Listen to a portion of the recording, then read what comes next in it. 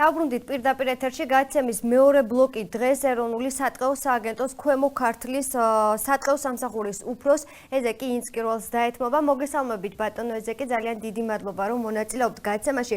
ახლოვდება ბატონო ეზეკი ზამთარი და აქტუალური ხდება შეშით მომარაგების საკითხით. ჩემი პირველი კითხვაც სწორედ ეხება შეშით უზრუნველყოფის საკითხს მოსახლეობისთვის. მაინტერესებს არის თუ არა ბატონო ეზეკი საკმარისი მარაგი ჩვენს რეგიონში? მოგესალმებით, გამარჯობათ. მივესალმებით თქვენს ტელემაყურებლებს. ჩემთვის პატივია მიიღო მონაწილეობა თქვენს გადაცემაში. დიახ, ახლოვდება ზამთარი და ზამთრისათვის მზადებას ჩვენ ვიწყებთ გაცილებით ადრე, ზაფხულის პერიოდში, როდესაც ხდება მოსახლეობისთვის შეშის გამოსაყოფად ტყეკაფების მოძიება, გამოყოფა. შემდგომ პროცედურულად მათი ელექტრონულ ბაზაში ატვირთვა და თითოეული ხე, რომელიც შემდგომ უნდა მოიჭრას, ინომრება და ხდება მოსახლეობისთვის ცნობილი თუ რომელ ტყეკაპში რა რაოდენობის საშიში მერქანი შეიძლება იქნას მოპოვებული. ბუნებრივია მრავალი წლის განმავლობაში ხდება ამ ტყეების ექსპლუატაცია და ყოველთვის მოსახლეობას სურვილი აქვს, რაც შეიძლება ახლოს იყოს მის დასახლებულ პუნქტთან გამოყოფილი ტყეკაფით და რაც შეიძლება მარტივად მოიპოვოს. წლების განმავლობაში ამის საშუალებები იყო და ასეც ხდებოდა მოიპოვებდნენ ახლოს, მაგრამ თუმცა გზასთან დაკავშირებული პრობლემებიც არის ბატონო ეზეკი, მოსახლეობა აცხადებს, რომ ძნელია იმ ადგილამდე მისვლა, ანუ გამომდინარე იქიდან, რომ საერთოდ არ არსებობს გზა. ამაზე რა სიტყვით, რას აკეთებთ ამ პრობლემის მოსაგვარებლად? სამწუხაროდ წლების განმავლობაში ძველი გზების ექსპლუატაცია ხდებოდა და არ ხდებოდა განახლება და მისი რეაბილიტაცია. 2-3 წელია ეროვნულმა სატყეო სააგენტომ დაიწყო ეს სამუშაოები, ყოველწლიურად ხდება შესაძლებლობების ფარგლებში მაქსიმალურად ახალი გზებისა და ძველი გზების რეაბილიტაციის პროექტირება და კეთდება. მაგალითად გასულ წელს მინიმალური ახალი გზების გაყვანა და რეაბილიტაცია დაახლოებით 3 კილომეტრი ახალი გზა გავიყვანეთ ტყეკაფებამდე და ცოტა ამაზე მეტი რეაბილიტაცია მოახერხეთ. ამან მოგვცა ჩვენ საშუალება დამატებით გამოგვიყო დაახლოებით 25,000 კუბურ მეტრამდე საშიში მერქანი. ასე რომ ყოველწლიურად ჩვენ ვახერხებთ ახალი გზების გაყვანას და ძველის რეაბილიტაციას. რომელიმე სოფელი ხომ არაა ჩვენს რეგიონში მარაგის გარეშე დარჩენილი? როგორ გითხრათ, სოფელი კი არა, მთელი მუნიციპალიტეტი შეიძლება. რომელ მუნიციპალიტეტზე? მაგალითად, წალკის მუნიციპალიტეტი, სადაც ფაქტიურად ხელოვნურად გაშენებული ტყის კულტურები არის, ეს დაახლოებით 60-70 წლის წინანდელი სუხელით გაშენებული არის, დაახლოებით 9,000 ჰექტარზე ფიჭვნარი და შესაბამისად ეს მერქანი ძალიან ცოტა არის და მკაცრი ზამთრის მიუხედავად მოსახლეობა ძალიან გაგებით ეპყრობა ამ ფაქის თემას და ფაქტიურად არ ხდება უკანონო ჭრები და ძალიან მწირე რაოდენობის შეშით და შეტანილი სხვა რეგიონებიდან, რომელიც სპეციალურად მარაგდება სამცხე-ჯავახეთის, შიდა ქართლის და კახეთის ზონიდან ვაწვდით ამ მოსახლეობას შეშას და ვუზრუნველყოფთ, თორემ იგივე მარნეულის რაიონის ქვედა ზონა, გარდაბნის რაიონი, მუნიციპალიტეტის მსოფლებს ფაქტიურად ძალიან უჭირთ საშიში მერქანი და ჩვენ შემოგვაქვს მეზობელი რეგიონიდან, მაგალითად კახეთიდან. და არ არის ამ მხრივ პრობლემები, ანუ მათი შეშით მომარაგების? ცოტა გართულებულია, ბუნებრივია, როდესაც არ არის, მაგრამ მოსახლეობა ახერხებს მიიღოს საშიში მერქანი. ეხლა ყველა მომარაგებულია ბატონო ეზეკი, უკვე თუ კიდევ დარჩენილია? საერთოდ როგორ იყო, იცით, წინა წლებში ტყეკაფები იხსნებოდა დაახლოებით სექტემბრის დასაწყისიდან. ჩვენ დავიწყეთ ზრუნვა გაცილებით ადრე, ზაფხულის პერიოდში ჩვენ უკვე ყველა ტყეკაფი მზად გქონდა და სადღაც ივნისის ბოლო პერიოდში ჩვენ გავხსენით ტყეკაფები და დაიწყო მოსახლეობამ ათვისება. დღეისათვის დაახლოებით 30,000 კუბურ მეტრზე მეტი არის ათვისებული. მინდა მოგახსენოთ, რომ წელს ჩვენ გამოვყავით მოსახლეობისთვის 52,000 კუბურ მეტრზე ცოტა მეტი, ეხლა ზუსტი ციფრი დამოკიდებულია. გაზრდილია წინა წელთან შედარებით? დაახლოებით ერთი და იგივე რაოდენობა არის, ვერ გავსდით, იმიტომ რომ ძალიან ძნელად ხდება ტყეკაფების გამოყოფა, იმიტომ რომ სატყეო წესები ითვალისწინებს გარკვეულ პროცედურებს. ყველგან ვერ გამოვყოთ. სადაც ვხედავთ ჩვენ ტყეს, ყველგან არ შეიძლება გამოიყოს ეს დამოკიდებულია დახრილობაზე, სიხშირეზე თვითონ ხეთა რაოდენობა და ბევრ სხვადასხვა მომენტებზე, რომელიც უნდა გაითვალისწინოს მეტყევე სპეციალისტმა ტყეკაფის გამოყოფისას. მეტყევები ახსენეთ და როგორც ვიცით, საკმარისი რაოდენობა არ არის მეტყევების, ძალიან მცირეა ხომ, რა პირებთ გაზრდას? თქვენ ალბათ ტყის ცველებს გულისხმობთ, ხო? ხო, გასაგებია, ტყის ცველები დღეისათვის ჩვენ რეგიონში გვყავს 57 ტყის ცველი. ჩვენ რო მთლიანი ფონდი, რაც გაგვაჩნია, დაახლოებით 140,000 ჰექტარი ტყე გვაქვს რეგიონში, საშუალოდ თითოეულ ადამიანზე 3000 ჰექტარი ტყე გამოდის დაცვის მიზნით. თუ იმასაც დაუმატებთ, რომ ეს ადამიანები ყოველდღიურად რამოდენიმე ადამიანს ემსახურება ტყეკაფში რესურსის გასაცემად, მათთვის გაძნელებულია, ბუნებრივია, დაცვის პრობლემები არსებობს. ამიტომ უბნის უფროსი თითოეული ჩვენთაგანი ჩართული ვართ გარკვეული ოპერატიული ინფორმაციის საფუძველზე და სხვადასხვა ღონისძიებების საფუძველზე ჩვენ დახმარებას უწევთ და ვეწევით ამ ტყის გაკონტროლებას. რეგიონში არსებული პრობლემები როგორია ტყის მასივებთან დაკავშირებით? მინდა მოგახსენოთ, რომ ზოგადად საქართველოს მთლიანი ტერიტორიის 40% ტყით დაფარული არის. თუ ამას ჩვენ რეგიონზე გადმოვიტანთ, მხოლოდ 20-21% არის. ანუ მთლიან საქართველოსთან ან დანარჩენ საქართველოს შედარებით ჩვენთან ნაკლებ ტყიანი რეგიონი ვართ. გარდა ამისა, ჩვენი ტყეები უფრო გამოჩქერებულია, იმიტომ რომ მოსახლეობა ინტენსიურად დასახლებული რეგიონი არის და მოიხმართ დიდი რაოდენობით საშიში მერქანს.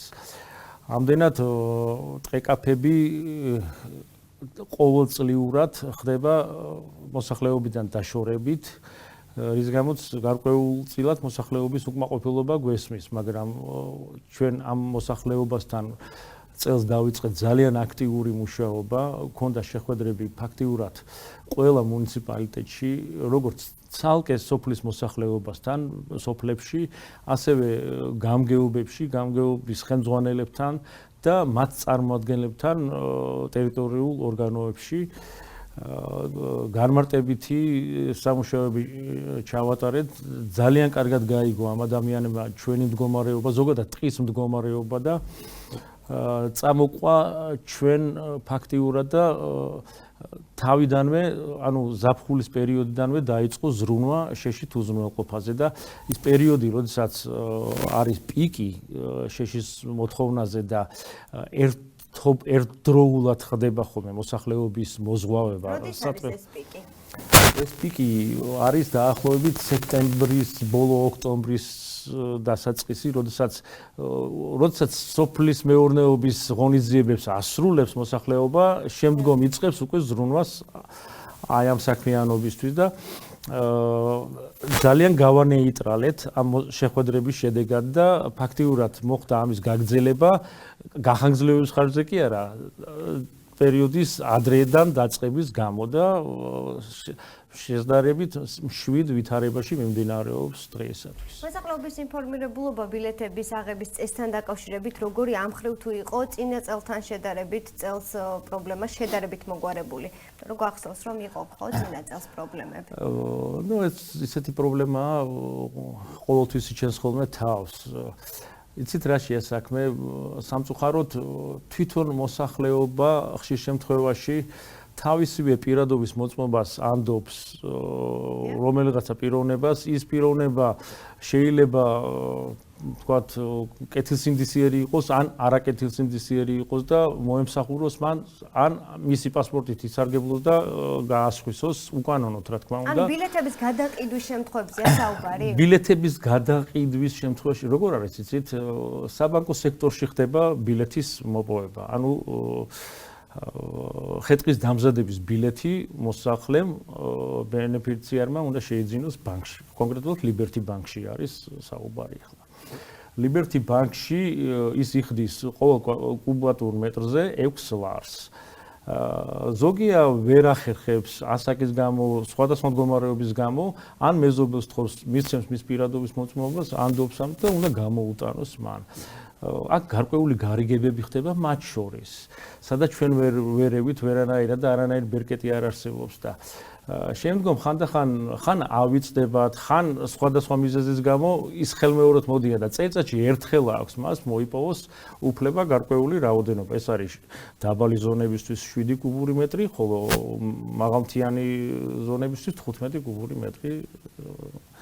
მოსარგებლე კატეგორიებს რაც შეეხება ბილეთების მოსარგებლე კატეგორიებს რას გვეტყვით ამაზე? ვინ იღებს? ასეთი გრადაცია არ არსებობს. საქართველოს ყველა მოქალაქეს აქვს უფლება სოფლად ცხოვრებ მოქალაქეს და არა მარტო სოფლად, რეგიონში მცხოვრებ ყველა მოქალაქეს აქვს უფლება შეიძინოს შეზღუდვა არ არის, მან უნდა მიმართოს გამგეობას, მუნიციპალიტეტის გამგეობას, მიაწოდოს, ოღონდ ოჯახიდან, კომლიდან ერთ ადამიანზე არის საუბარი, ხო, ერთით ოჯახიდან ორზე არ შეიძლება. შემდგომ გამგეობა ეროვნულ სატყეო სააგენტოში წარადგენს ამ სიას და ხდება ელექტრონულ ბაზაში მათი ატვირთვა. ეს ამ ბაზაზე წვდომა გააჩნია როგორც Liberty Bank-ს, ასევე ჩვენ სამსახურებს და ვახტენთ თუ არ არის ის ბაზაში ისე ვერ შეიძეს. ბატონო ზეგი, ტყის ფონდის მონიტორინგის შედეგები როგორია? საინტერესოა მიღწევებზე რომ გვესაუბროთ. კი ბატონო. ტყის ფონდის მონიტორინგი ჩვენთან მუდმივი პროცედურა არის. ვინაიდან ტყის ძველი ფაქტიურად მას არ გააჩნია რაღაც გარკვეული საათობრივი სამუშაო, ის შეიძლება შვაღამეზეც გავიდეს ტყეში, ან მთელი დღე და ღამე 24 საათი ტყეში იყოს. ამდენად მის ინტერესში არის, რომ სრული კონტროლი კონდეს დაწესებული სამცველოზე, რადგან პასუხისმგებელი არის ამაზე, მაგრამ ვითვალისწინებთ იმას, რომ მას ყავს მომხმარებელი, ხშირად არის მოცდენილი მის საქმიანობა დაცვისაგან, ამიტომ ჩვენ ყავს მეტყევე სპეციალისტები, რომელიც მუშაობს ტყეკაფების გამოყოფაზე. შემდგომ ტყეკაფების გახსნიდან შუალედურ პერიოდში ისინი ახორციელებენ ამ ტყეკაფების გადამოწმებას, დათვალიერებას და ტყეკაფის დასრულებისას წელიწადში მეორედ ხორციელდება ამ ტყეკაფების შემოწმება. ანუ წელიწადში ორჯერ ყოველი ტყეკაფი დათვალიერება ხდება. ბუნებრივად ტყეკაფის მიღმა არის უზარმაზარი ტყის მასივებიც, ხო? შეიძლება ჩვენ გაგვეპაროს გარკვეულწილად და ყურადღების მიღმა დარჩეს უკანონოდ მოჭრილი რესურსი. ამისათვის ჩვენთან ერთად თქო საქმიანობაში ერთვება ეროვნულ სატყეო სააგენტოს შესაბამისი დეპარტამენტი, ეს არის კონტროლის დეპარტამენტი, მისი თანამშრომლები ახორციელებენ პერიოდულ შემოწმებას და ასე რომ შედეგები დგება. მაგალითად, ჩვენს მიერ დღეისათვის შედგენილი არის 154 ოქმი უკანონო ქმედებაზე. ეს არის პიროვნება, კონკრეტული პიროვნება, რომელიც დავაფიქსირეთ ჩვენ თქო წლის განმავლობაში. ეს ჩვენს რეგიონზეა საუბარი. ჩვენს რეგიონზეა მხოლოდ საუბარი, დიახ.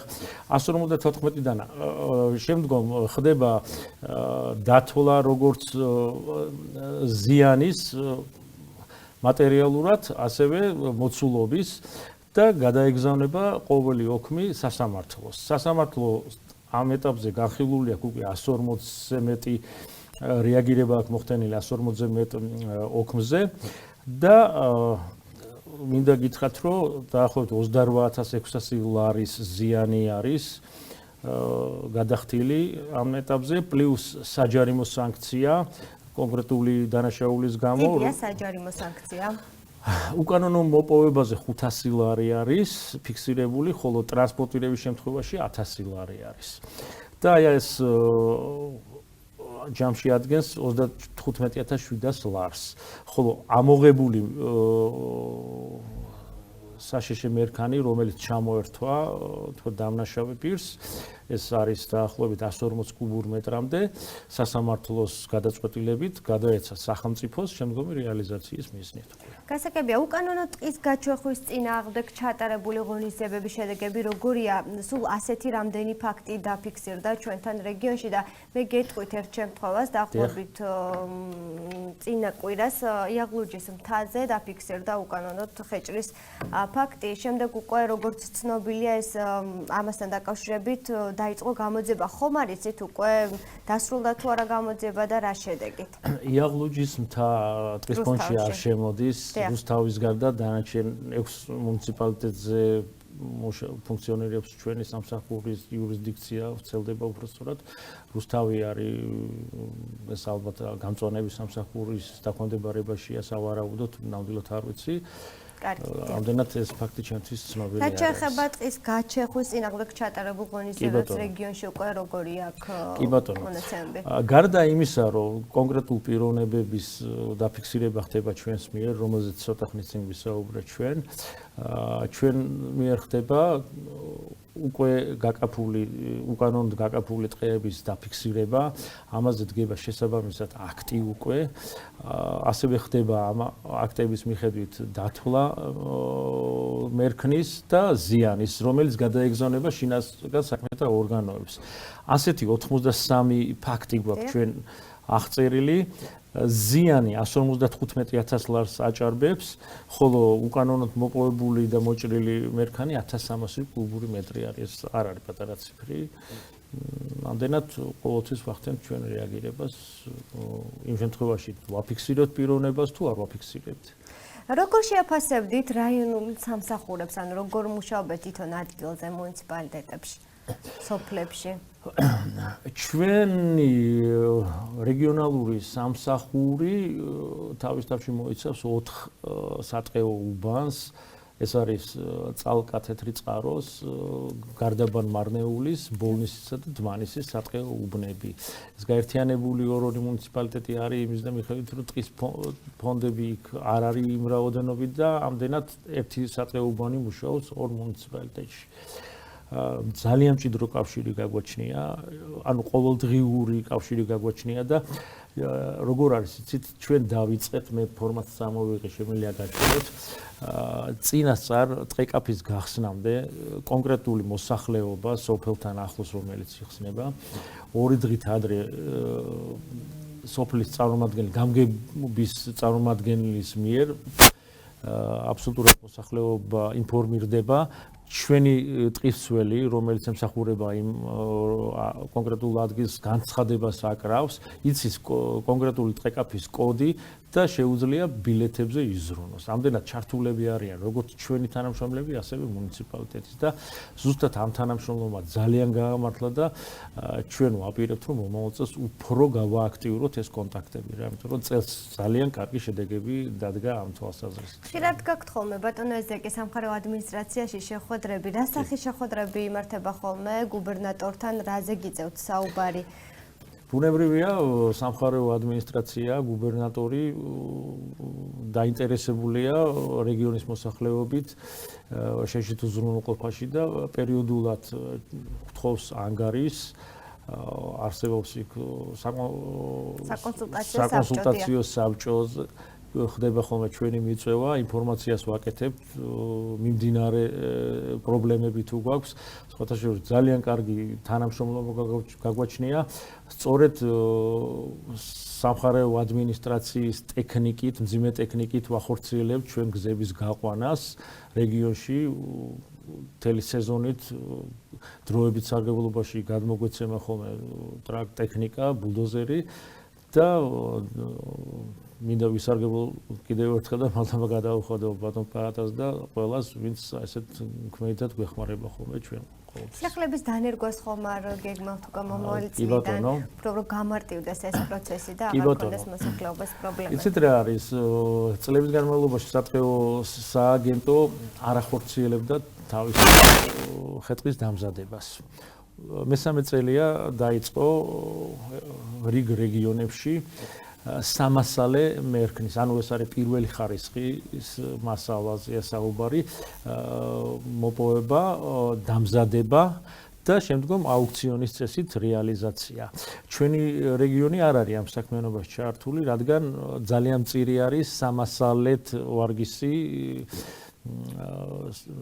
მერქნის მოძიება ჩვენ რეგიონში, ძირითადად საშიში მერქანი მოიპოვება.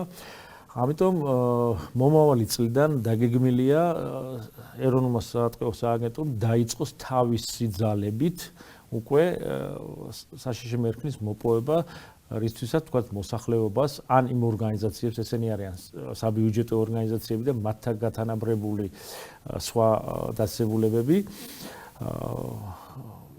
პირველ რიგში ალბათ სახელმწიფო ორგანიზაციებს მომემსახურებთ და ჩვენ თვითონ დაუმზადებთ საშიში მერქანს. და შემდგომ უკვე ჩვენ თვითონ ასე ვთქვათ მოვითელებით ჩვენ სუსტ მომენტებსაც დავწონით და გავაფართოვებთ ამ მომსახურებას უკვე მოსახლეობის მიმართაც. მოსახლეობის საკეთილდღეოდ რასაკვირველია, რომ მოახდინოთ ჩვენ თვითონ სრულიად ის მომსახურებები და ის სერვისები, რასაც უნდა აკეთებდეს ეროვნული საავტოებო სააგენტო. პრეტენზიულია ესე ქომქართლის მოსახლეობა? მე ვფიქრობ, რომ აბსოლუტურად ობიექტური არის. რა თქმა უნდა, ყოველთვის ცდილობს მოსახლეობა, რომ მარტივად მოიპოვოს რაღაცა და ზედმეტი ენერგია და დანახარჯი არ გაწიოს, მაგრამ როდესაც მათ უხსნი და განმარტებას ვაძლევთ, ყოველთვის გაგებით ხდება.